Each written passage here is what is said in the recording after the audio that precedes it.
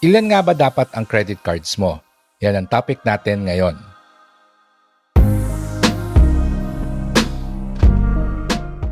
Hello everyone and welcome to today's video.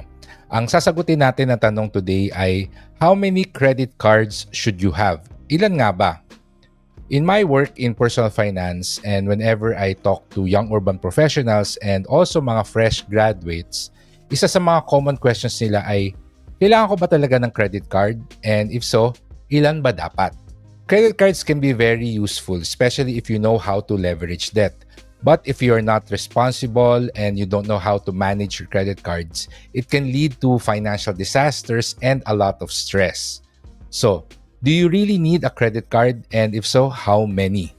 Before tayo magpatuloy, I hope ay nakasubscribe na kayo sa ating YouTube channel, youtube.com/readytoberichyt, at nakalike na rin sa ating Facebook page na facebook.com/readytoberich. And with that, let's continue. Sa mga kaibigan at mga kakilala ko, iba't iba talaga yung number of credit cards na meron sila. Merong isa, may dalawa, tatlo, merong 9, at meron ding 0.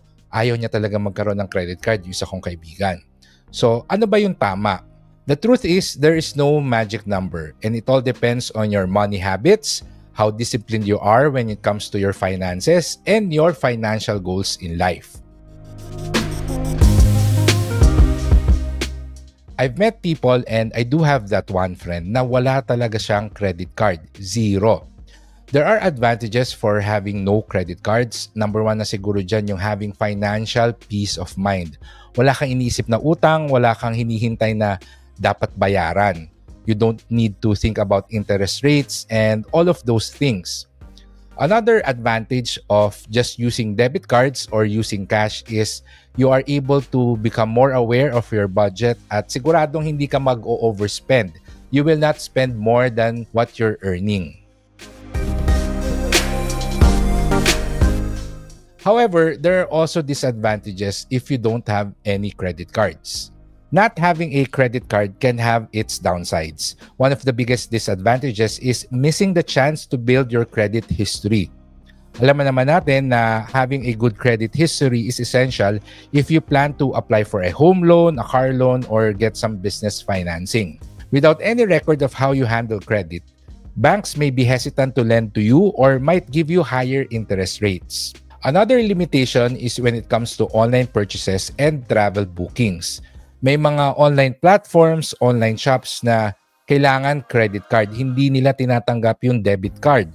There are also some hotels and even online services that require you to have a credit card on record. Again, hindi nila tinatanggap yung debit card. Pagdating din sa online fraud, mas madaling ipa-reverse yung mga fraudulent transactions sa credit card. Unlike sa debit card na kapag na-hack yung number ng debit card mo at nagamit siya, sobrang hirap nang ipabalik yung pera.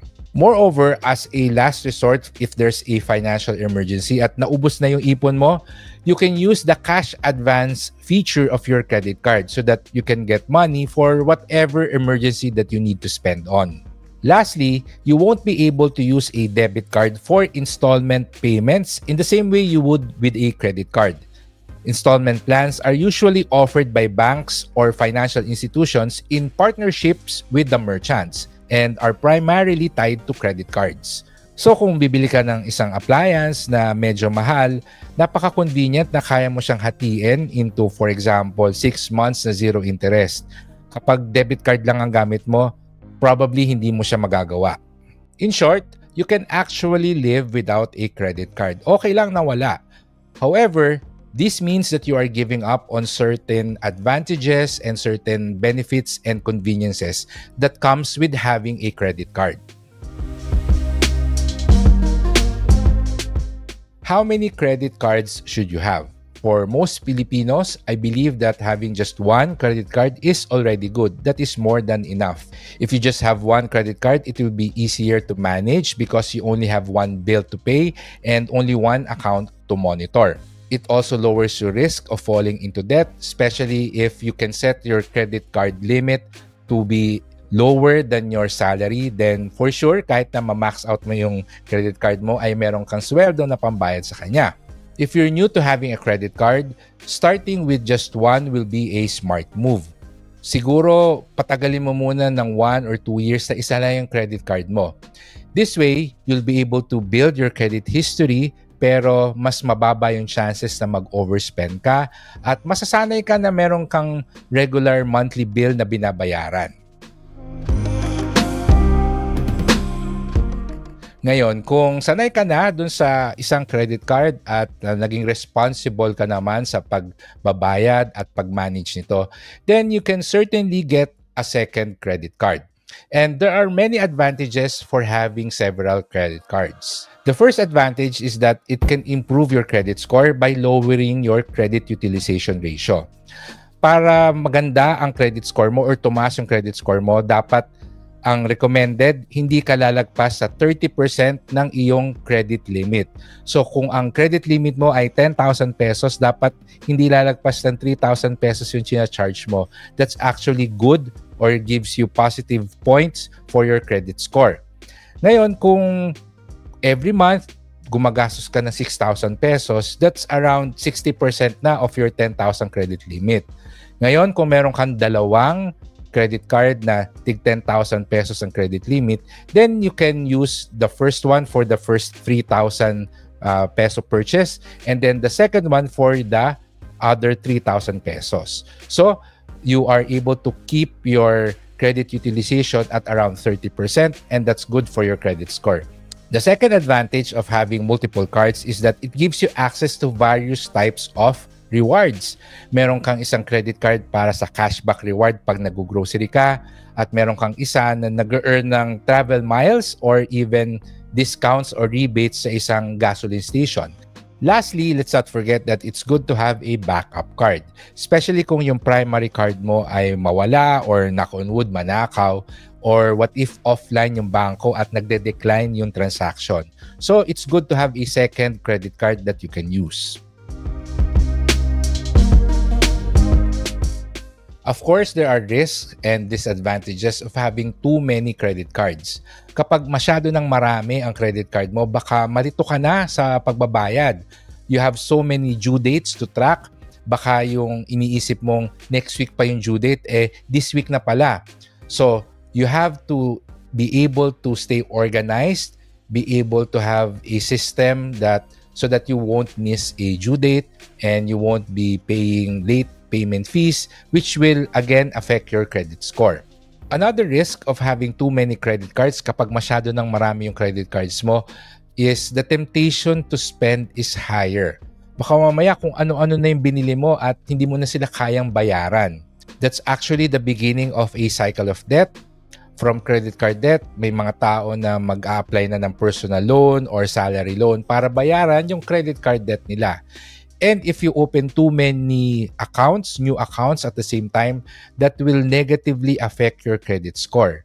Plus, pag umutang ka para magbayad ng isa pang utang, you're just creating new interest rates, new debt that you would have to pay.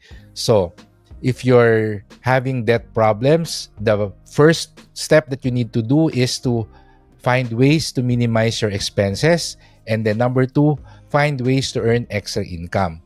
Huwag muna kayong uutang para pambayad dun sa utang. That's a band-aid solution. How do you know if it's okay to get a new credit card? Well, before getting an application, there are several questions that you need to ask yourself. Number 1 is, are you disciplined when it comes to spending? Marunong ka bang mag-budget? Marunong ka bang mag-resist sa impulse purchases? The second question is, can you pay your credit card balance in full each month? Yung existing credit cards mo, nababayaran mo ba siya in full or nagre-revolve ka ng credit? Kasi kung hindi mo naman nababayaran in full yung mga credit card debts mo, then probably you don't need a second card or another card. Just focus on improving your finances hanggang sa dumating sa point na nababayaran mo ng buo yung existing na credit card statements mo. Then at that point, probably you can already apply for a new credit card.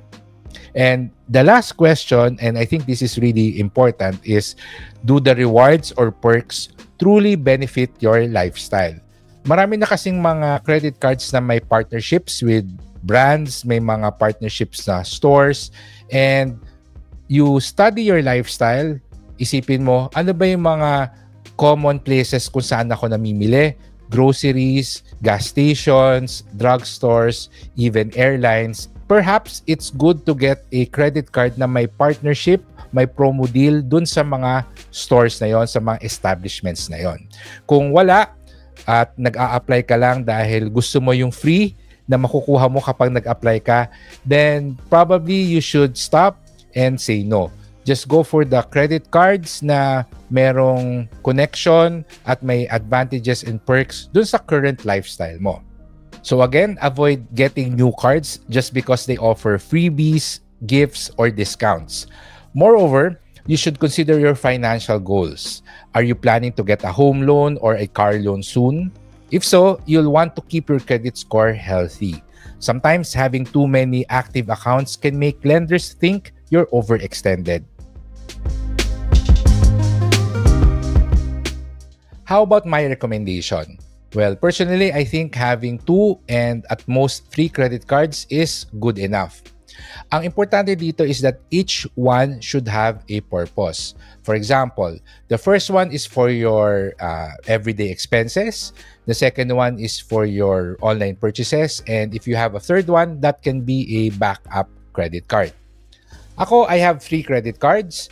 The first one is for my everyday expenses. Nandito din yung mga cashback rewards sa mga groceries and other expenses that I do every day. The second one is for my online purchases. Online ko lang talaga siya ginagamit. Pagbili ng mga plane ticket, pangbayad sa mga online services na nakasubscribe ako. The third one is reserved as a backup, but also that's the one I use whenever I go abroad. Pang international spending ko yung third credit card ko. If you do decide to have more than one card, make sure that you stay organized. Set reminders for due dates so you don't miss a payment. Assign each card for a specific use so you can track where your money is going. And check your credit card report regularly to make sure everything is in order. At the end of the day, it's not about how many credit cards you have, it's how you use them. Whether you have one or several, what matters most is being responsible and being able to pay in full and on time. If you manage to stay within your budget and pay your bills diligently, credit cards can be powerful tools to support your financial goals. And that's the end of our video. I hope ay marami kayong natutunan. Please give this a thumbs up and share it to your friends. And please remember to subscribe to our YouTube channel, youtube.com/readytoberichyt. Hanggang sa susunod nating video, goodbye, take care, and stay safe.